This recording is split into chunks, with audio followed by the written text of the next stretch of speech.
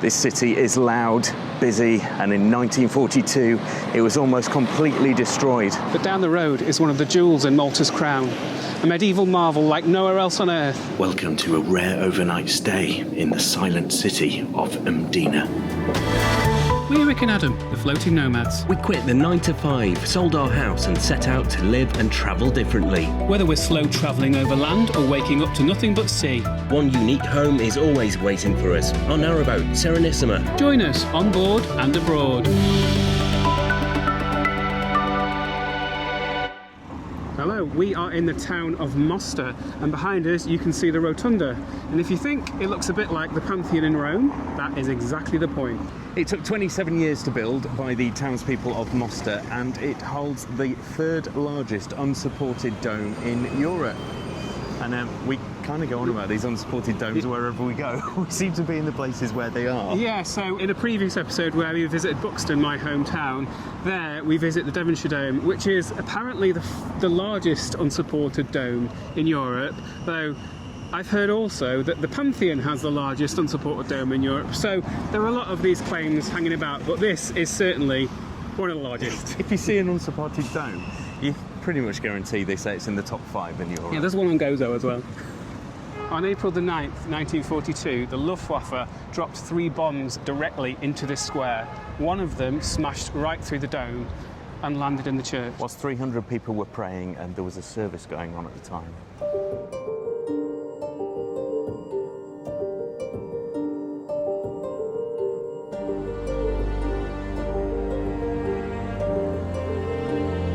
So between 1833 and 1860, when they were building this massive dome, they were actually building it over an old church. And whilst they were doing that, they basically stayed praying not constantly, but they had services still throughout that whole period in that tiny church, which was just situated here in the middle of this big church. And then when the big dome was built and the massive church was built, they finally then got rid of the old tiny church. So a church within a church in those times.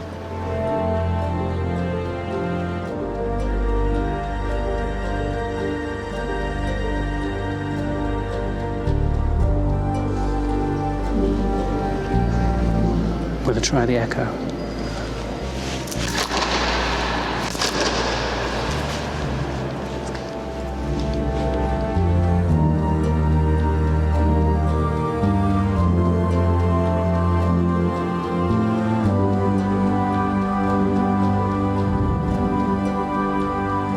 It's very ornate, isn't it? It does feel very, very fancy inside. Yeah. It's really strange. The pictures look like the ones you would find in churches in Venice, like old masters. True. But you look at them and they're clearly all pretty new.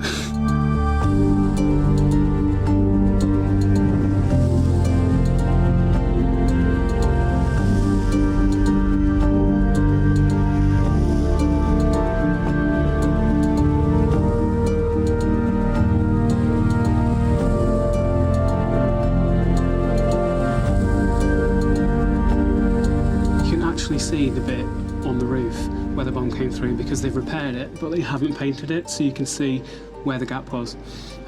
So when that bomb dropped through, there's an evening service and there were 300 people praying down there. It must have been quite alarming for a massive incendiary to drop right in front of you, but it didn't explode, it didn't kill anybody, and the legend has it that when that bomb was opened up by the people that were going to dismantle it, they found a note in there that had been put there by the people that had made that bomb in the Czech Republic, saying they were in a forced labour camp and didn't want it to explode. And as you come out into the bright sunshine, I'd say you get a really... step there, 2 steps there. I'd say you get a really good view of Mosta, but I have to be honest with you, it's not really... Yeah. Mosta isn't really that pretty.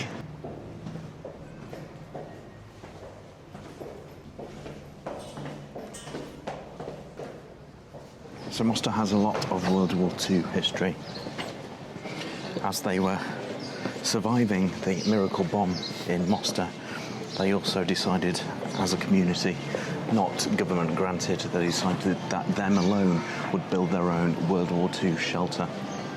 And that's what we're going to go and see now underground.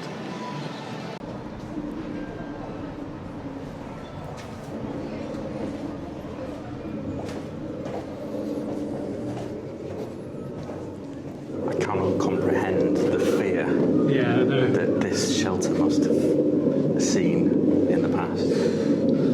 It's making me shiver down here. It's scary. I mean, the sound effects are not helping right now. No. But imagine, you just don't know whether people that you loved survived whilst you were hiding in here. You don't know if your house survived. And yeah, they did this themselves. 15 hours a day they were chopping at this stone. And when they did this, Malta was the most bombed place on the planet by the number of people that lived there. And you might have seen a couple of videos back of a letter vlog. We do go into a bit more detail there. Malta is so resilient as a nation, and it's things like this that you can see why. Yeah.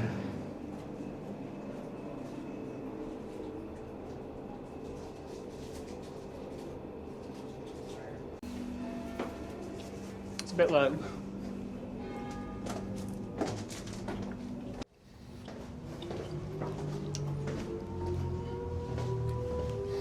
Goes on for ages. We just keep finding different sections. It must have taken ages to build. And it feels like it's directly under the Mosta dome, right? Yeah, it does. So was this built before the bombs were aimed at the dome or after? Because that would be a bit weird. Oh yeah, they really want to bomb this. Let's make a thing underneath it. I don't know. That's a good question. We shall find out, and I'll let you know. Maybe that goes into the church? Maybe. I don't know. It's a dead end, though. I can imagine when the lights are off. Don't you think? Yeah, very scary. A bit more here as well. Wow, they just go on for ages. Huge. So that was the incredible Rotunda, the Mosta Dome. And a World War II shelter directly underneath it, it seems. And now we are heading to our overnight place of stay.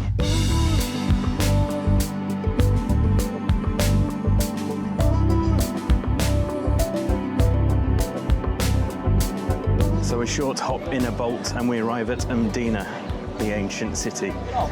And it's really impressive as you walk over this bridge. Yeah, it is, but look at all the people. Yeah. This is what we have found. It is busy. We have only come here for day trips in the past. However, we have heard that to really experience it properly, we have to stay overnight. It's a rare thing to do, and that's what we're doing. Yeah, there are only 2 hotels in Mdina, and we have managed to get a room in one of them for tonight. Now, because there's only 2 hotels in Mdina, we've looked, and to get the hotel room that we're in, it's £425 a night in summer. However, we are in the mid-winter, and you know we're nomads, and we can book straight away, like really easily, last minute. I can assure you we have paid nowhere near that, but I'll let you know just how much we have paid at the end of the episode.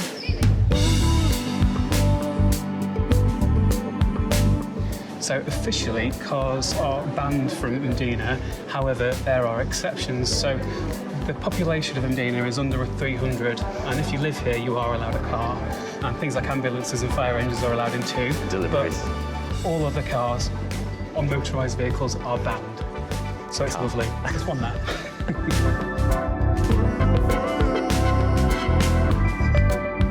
So just before we check into the rather nice hotel, we are just going to wander to the main viewpoint of Mdina, where you can see across the whole island. And that was the point.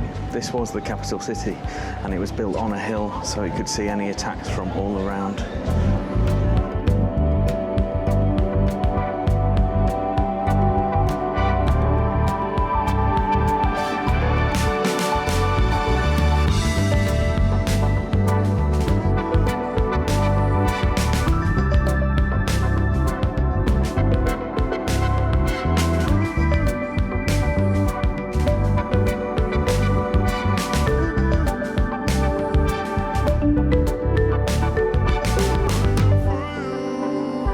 Really see the sea today, but it was there. Mdina has the nickname the Silent City, but this is far from silent. It got that name because when the Knights of St John took over Malta, they moved their capital. They decided they didn't want to be here, so they moved it somewhere else on the island. So everyone left. So the population of 8,000, which used to live here, turned into a population of 300. Now we've seen the miracle at Mosta, let's go and have a look at the seat of the bishops of Malta. No words needed for this one.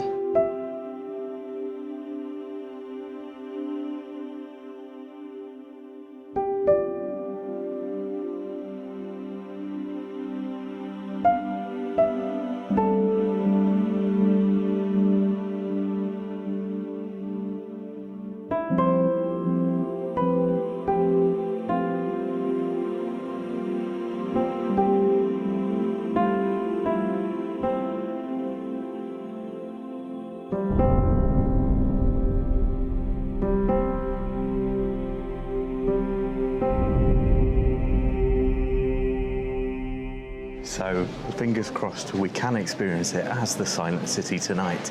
I think it's time to check into that hotel.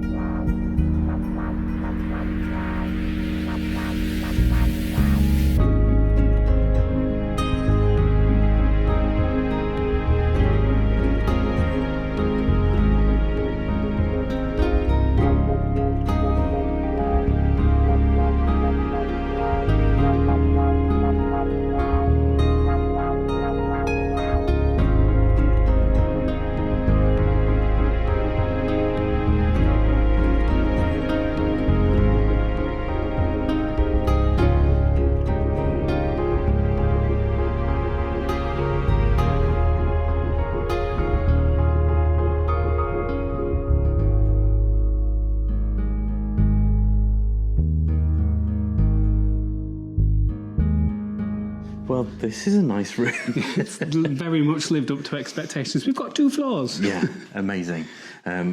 Would I pay 420? Well, we'll see. We'll see. It's meant to be worth the experience tonight when hopefully can you imagine if the tourists don't go home tonight? I'm sure they will. I'm sure they will, yeah. We've paid for this, although nothing like 400 and odd quid. So that's tonight, but I think we'll just chill out in the room and then head out in a bit. Yeah.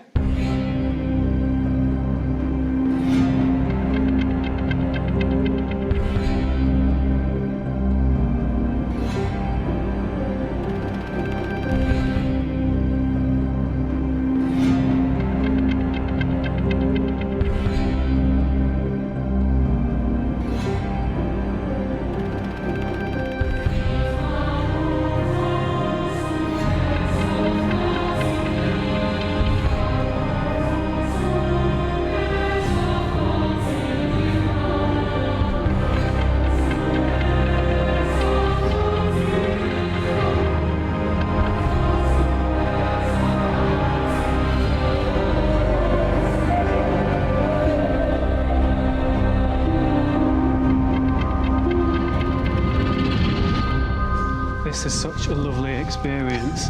It feels like we've got the city all to ourselves. Yeah, all the tourists have gone home. Yeah. And the lights have come on. Yeah, and it's just so quiet. Yeah, it's not quite dark yet, as you can see, but the lighting is amazing. All this warm, white lanterns everywhere. It's like we've gone back in time. Yeah, it does feel like that.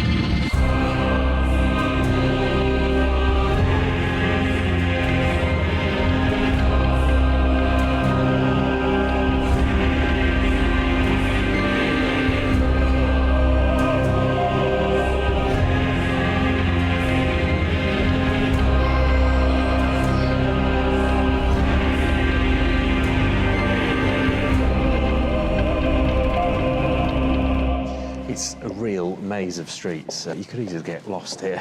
Absolutely, but that was done deliberately. So when the Arabs had this city in the 9th century, they invaded it, got it, and they reduced the Roman city by about half and rebuilt it like this. So if you're invading it, you don't know where you're going, and it's much easier to defend. Wow.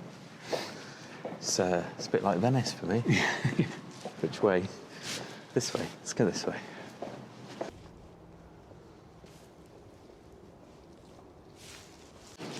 Sounds good to me. Absolutely. Is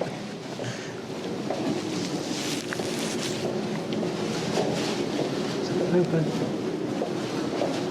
Very busy, but it's open.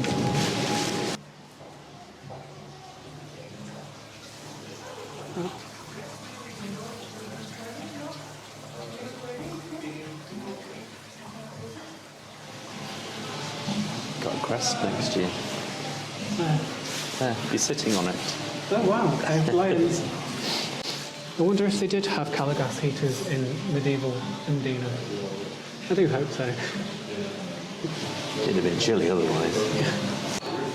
So I'm going to go like a traditional medieval person and order a cosmopolitan. You're not really, are you? Fancy Cosmo? Why, what are you going to have? Mead? Yes. Do they do mead? I doubt it. We once bought some mead from Lincoln No, Castle. You. I once bought some mead from Lincoln Castle. It was in our cupboard for about 4 years before we drank it. This is exactly Adam's sort of place. He loves a medieval tavern. He was addicted to Robin of Sherwood, which was a TV show in the 80s. Definitely. UK. This is what it reminds you of, am I correct? Yeah. And Game of Thrones a bit. Oh, Do you remember that time?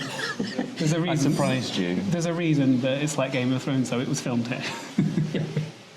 I once surprised Rick, and he got in to find a medieval feast had been cooked and planned, including mead and tankards. So yeah, we found some tankards in the loft that were made of pewter.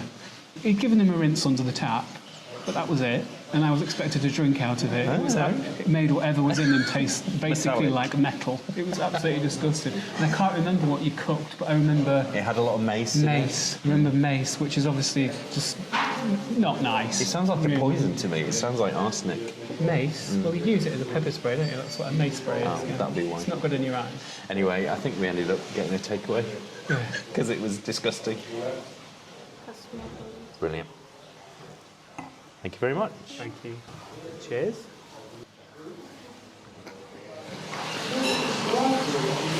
Strong. Very strong. Crikey, that was strong. Pike. Well, we are only going to have one because tonight we didn't plan this. We didn't really look at the dates, but it just turns out to be Valentine's Day. So the hotel, they're doing a special Valentine's Day meal in the restaurant on the rooftop. Yes, we haven't been there yet, but it looks really good from all the pictures. So that's booked for 8 p.m. tonight. So the plan is we'll have this drink and then we're going to wander around the streets whilst it's dark, see what difference that makes, and then on the way back to the hotel, get changed and go to dinner on the rooftop. See you there.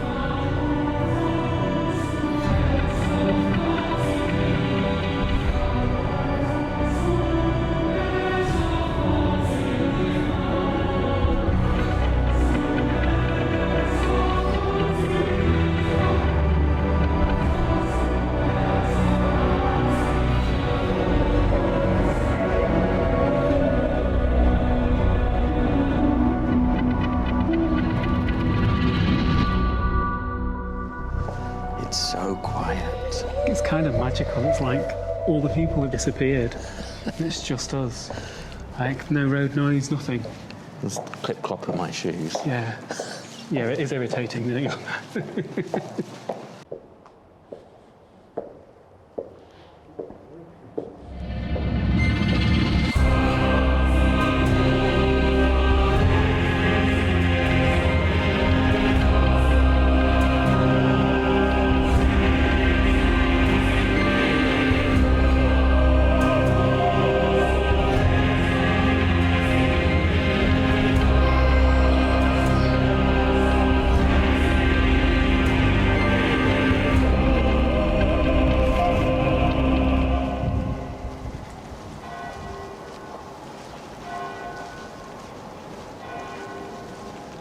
That's our room there, that one. It's actually used on the logo of the hotel, which is really cool.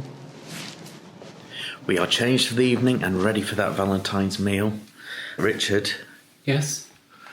do you want to close the curtains?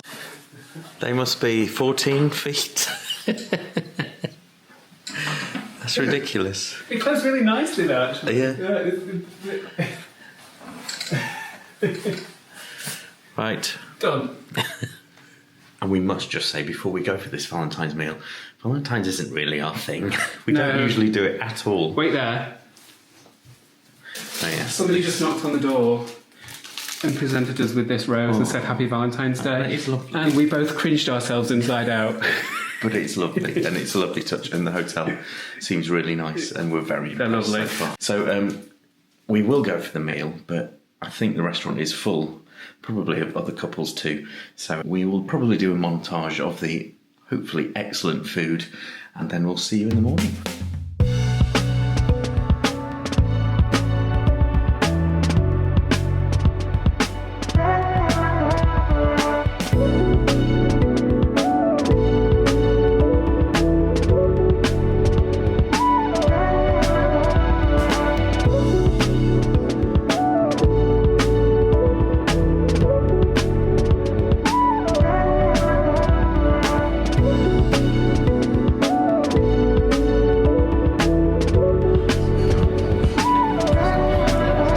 To share, but Adam's like Joey, so doesn't share food.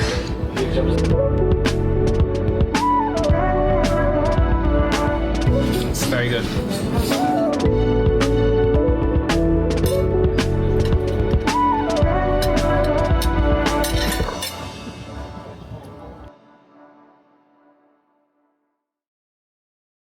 Well, last night was a very nice Valentine's meal. It was. We really enjoyed ourselves. The food was great. The food was absolutely excellent.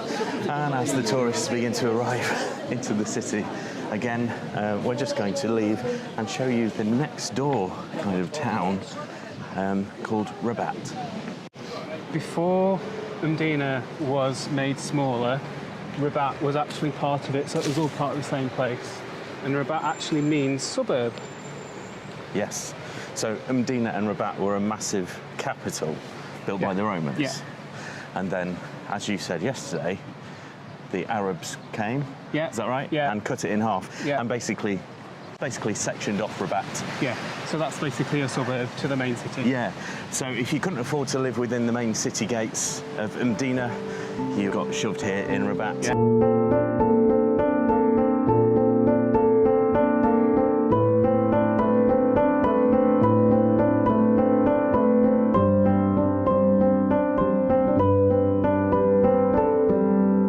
Things that you need to know if you are intending to stay in Mdina overnight.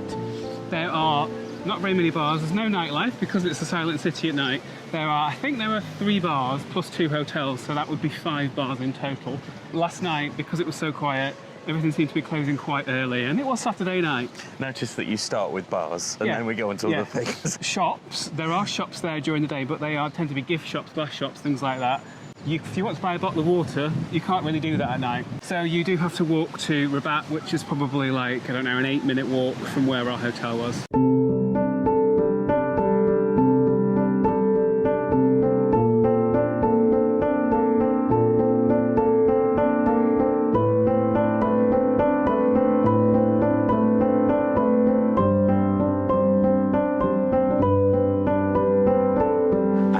So grateful for those of you that have managed to see the join button and already supported us, whether you've become a friend of the Nomads or have joined the exclusive Nomads Club.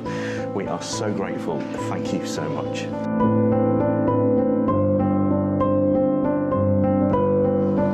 So the big question, would we recommend a night's stay in Mdina? Oh my God, so much. Yeah. That hotel was amazing. But would we pay £400 to do that? No, we wouldn't. And as we've said before, there's 2 hotels in Mdina and they do get quite pricey. But because we are nomads and we can just book last minute, we literally got this for £168 for the night compared to £425 in the summer. It'd be a really good thing to do, just stay your final night of holiday in Mdina itself. A really special way to end. But let's put that £168 into perspective, shall we? There have been some nights where we desperately needed a night in London or Birmingham for something, and we've paid around about that for a Travelodge or a Premier Inn. Yeah. I don't mind paying that for one night in luxury in a city like Mdina. Yeah. Highly, highly, highly recommend it. And to see the silent city at night time is just amazing. We were alone for probably 95% of last night wandering around. And it was just so magical and, as I say, very rarely done. People just visit for the day. It was like being in a film. That's what it felt like. You were on a film set. Yeah. It was so magical. So these narrow streets that we're walking around now, this is Rabat, Mdina's suburban neighbour, and it is every bit as charming as the main city. Very different, obviously, because lots of people live here, but it's beautiful. It's just these kind of narrow streets. Yeah. Lots of charm. Windy. On top of a hill, that's why. And it's also known as the Dead City as well, because when it got annexed, they didn't allow to bury the dead within the Mdina walls, so they had to bury them here in Rabat. So there are a lot of catacombs in this city, and we're basically walking on Roman bones.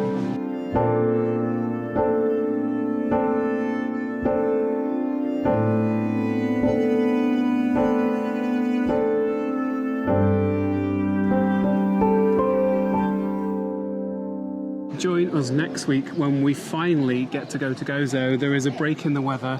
We're expecting some sunny days, so we're going to spend a few days on Gozo, and you're going to come with us. If you've liked what you've seen this week, please do give us a thumbs up and subscribe. It's free for you to do, but it really does help our channel. And please continue to comment on the videos. We love hearing from you. We read every single one, and we reply to as many as we possibly can. Until next week on Gozo. Goodbye. Bye.